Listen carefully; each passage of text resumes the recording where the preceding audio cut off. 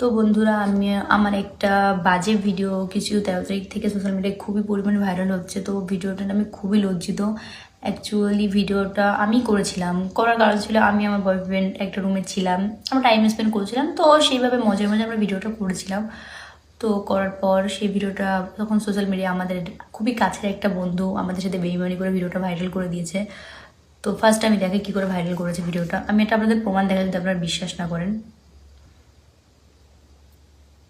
দেখুন, কি বলতে হবে বল।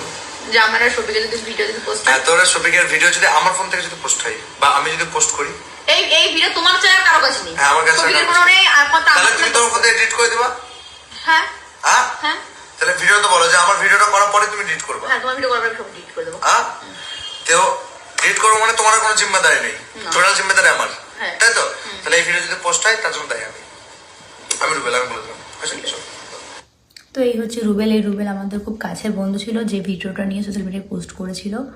তো আমি তার বিরুদ্ধে কালকে সাইবারক্রাইমে কেস করে এসেছি অলরেডি। আর এনাদের সঙ্গে আরও 2জন না 3জন জড়িত ছিল, তাদের বিরুদ্ধে আমি কেস করে এসেছি।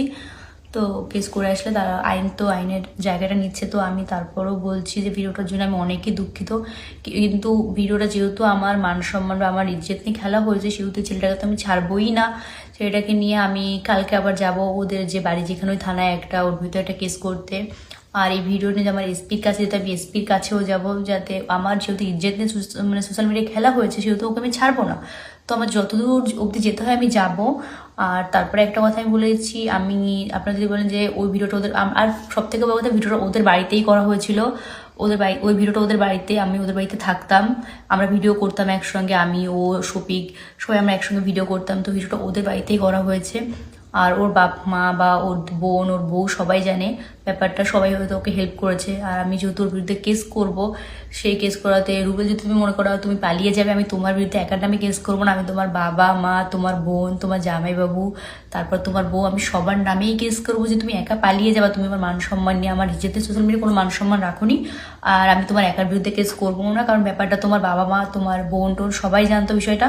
তো আমি সবার নামেই কেস করবো, শুধু তোমার একার নামে করবো না। তুমি পালিয়ে গেলেও কোনো ব্যাপার না, তুমি যেতে পারো, তোমার বাপ মাকেও তুলে নিয়ে আসবে, তোমার বোনকে, তারপর তোমার বউকে, তোমার বোনের বরকে, সবার বিরুদ্ধে আমি কেস করবো। কারণ তোমরা পুরো আমার লাইফটাকে শেষ করে দিয়েছো, আমার আর কোথাও মুখ দেখানোর মতো কোনো জায়গা নেই, আমি কোথাও যেতে পারছি না, আমার পুরো ঘরের মধ্যে বন্দি হয়ে থাকতে হচ্ছে। তো তুমি ভালো থেকো, এটাই বলবো।